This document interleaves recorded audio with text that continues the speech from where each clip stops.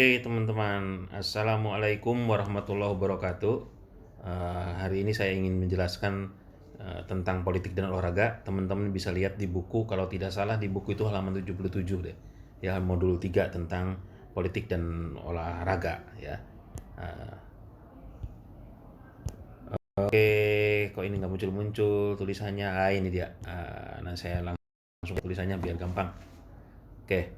Kota Olimpiade Modern tahun 1956 mengatakan bahwa olahraga itu sepenuhnya bebas dari politik. Itu jargonnya, tapi kenyataannya memang tidak bisa terlepas dari politik ya. Kenyataannya gitu ya. Walaupun sebetulnya olahraga modern itu, Olimpiade modern itu untuk mempersatukan antar bangsa-bangsa, ketemu di situ atlet-atletnya dari berbagai negara untuk dunia sebetulnya gitu loh ya, untuk sehingga harus bebas dari politik gitu ya. Kegiatan politik yang berkaitan dengan olahraga ini contoh-contoh kasusnya ya, ternyata politik itu nggak bisa lepas dari olahraga itu nggak bisa lepas dari politik. Konflik berdarah di Hongaria dan Suez tahun 1956 menyebabkan 6 negara keluar dari Olimpiade Melbourne ya. Dia karena di Hongaria itu rusuh terus gitu ya. Kemudian seolah-olah PBB tidak memperhatikan ada kejadian-kejadian di sana gitu, sehingga akhirnya keluarlah beberapa negara di Olimpiade Melbourne itu. Kemudian Indonesia tidak ikut serta dalam Olympic Game ke-18 di Tokyo tahun 64. Kenapa? Karena Indonesia disinyalir kata tim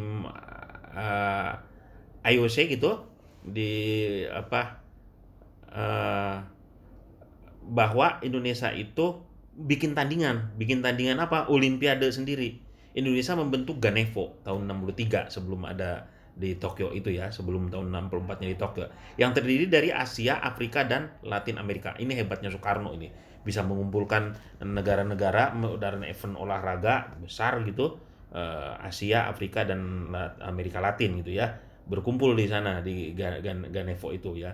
Makanya itulah muncul sekarang itu Senayan itu ya, yang Gelora Bung Karno itu waktu ada akan Ganevo itu tahun 63 itu.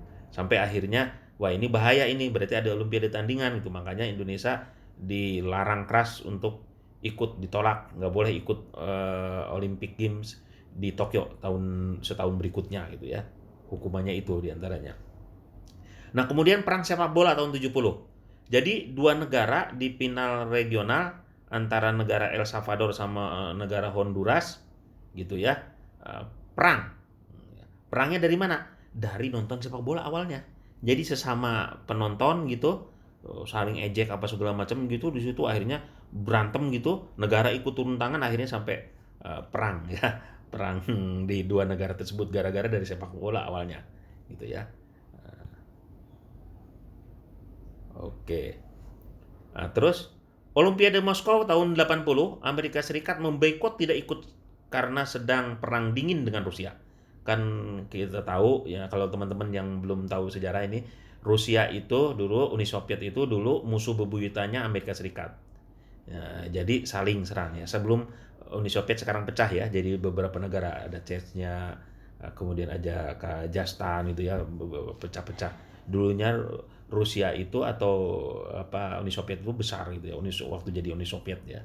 Nah, Amerika memboikot, nggak ikut, diadakannya di Rusia gitu loh. Kebalikannya pada tahun 84-nya, 4 tahun berikutnya, ketika Olimpiadenya di Los Angeles itu, Rusia balas memboikot, tidak ikut serta karena diadakan di Amerika gitu ya. Jadi politik itu sangat kental sekali di olahraga walaupun inginnya perdamaian. Tapi apakah semuanya negatif seperti itu? Enggak, ada positifnya juga. Misalnya nih, perdamaian pingpong. Tim RRC mengundang Amerika Serikat dalam pertandingan persahabatan. Akhirnya membuka kembali jalur diplomatik. Tadinya kan RRC ini kan pendukung Uni Soviet karena dia negara komunis gitu loh. Amerika kan sosialis gitu loh. Sampai diplomatnya itu pecah gitu ya, dipulangkan segala macam, tidak ada hubungan diplomatik. Tapi dengan adanya perdamaian, main pingpong bareng, main tenis meja bareng sesama diplomatnya, akhirnya dibuka lagi jalur ya. Itu misalnya ya. Ada juga positifnya. Terus apalagi politik positifnya? Nasionalisme ya. Politik itu nasionalisme, patriotisme, membina integritas bangsa itu dari olahraga gitu ya. Bahkan kan teman-teman tahu ketika bendera Indonesia itu atau bendera suatu negara itu ditaikan itu yang paling penting adalah cuma dua kegiatannya. Apa? Saat presiden kunjungan ke negara tersebut atau saat kita mendapatkan medali emas di olimpiade atau di kegiatan-kegiatan event olahraga tingkat dunia lainnya. Itu naik bendera kita gitu ya. Jadi sangat sakral sekali, hebat sekali olahraga itu sampai naik bendera merah putih gitu kan. Ketika kita naik podium tentunya juara ya. Politik dan olahraga tidak bisa dipisahkan karena keduanya merupakan unsur dan sistem budaya, budaya politik, budaya olahraga yang nggak bisa dipisahkan. Memang kenyataannya kehidupannya dia tinggal memang apakah olahraga dimanfaatkan politik kadang-kadang gitu kan seperti itu, atau politik dimanfaatkan oleh olahraga gitu ya, bisa jadi juga berpolitik gitu kita ya. Contoh sederhananya gini nih, misalnya teman-teman nih lagi butuh dana Karang Taruna, misalnya lagi ngadain event gitu liga gitu ya, apa di daerahnya kecil-kecilan. Kalau lagi zamannya promosi partai, wah ini partai mana aja itu kalau kita ngajuin proposal itu mau itu ngeduitin, yang penting di pinggir lapangannya itu ada benderanya dia gitu misalnya gitu ya. Atau apa namanya caleg gitu dipintain duitnya ngadain event segala macam, mau itu gitu ya. Ya itulah kadang-kadang apa kita yang dipengaruhi, kita mempengaruhi juga sama-sama ya. Olahraga dapat dipergunakan sebagai arena ungkapan jati diri bangsa dan super superioritas sistem ekonomi dan politik ya. Contohnya Soekarno itu nggak mungkin Olimpiade dia juara gitu, tapi dengan mengadakan sendiri Ganevo gitu kan bisa juara banyak gitu kan juaranya ya, itu diantaranya gitu. Makanya Eropa sengaja nggak diikut sertakan di Ganevo itu gitu kan. Ya. Brian, olahraga itu mempunyai dua kepentingan bagi tokoh politik, ya, menurut penelitian Brian nih. Membina citra media, maksudnya yang tadi tokoh-tokoh politik itu menunjukkan bahwa oh ya saker kegiatan olahraga gitu, ikut, terlibat dan sebagainya untuk mencari massa. Karena yang paling gampang ngumpulin orang banyak itu kan di Indonesia aja ya diantaranya dua gitu loh. Satu, kegiatan olahraga yang paling banyak ngumpulin kedua itu ya.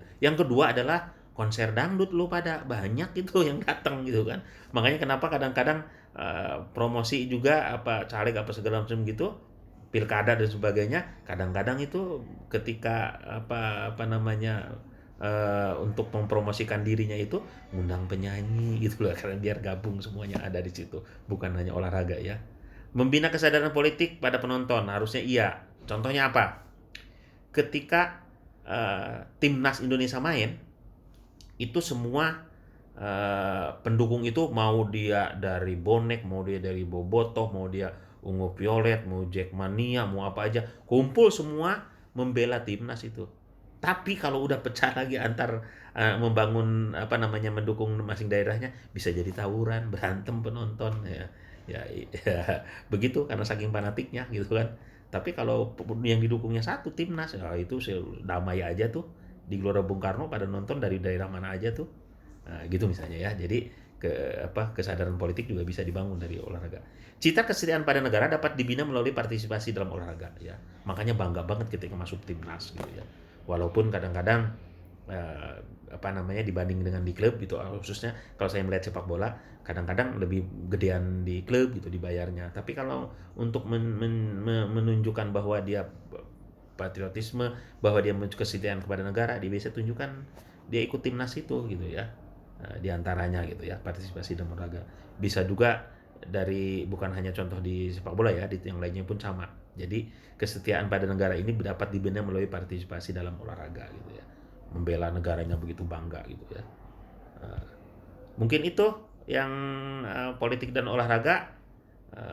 Jadi apa namanya intinya bahwa politik tidak bisa lepas dari olahraga, begitu pula olahraga tidak bisa lepas dari politik karena unsur sistem budaya kedua-duanya ya di sana ada. Jadi itu yang bisa saya sampaikan untuk materi olahraga dan politik ini. Terima kasih, jaga selalu kesehatan kita semua. Assalamualaikum warahmatullahi wabarakatuh.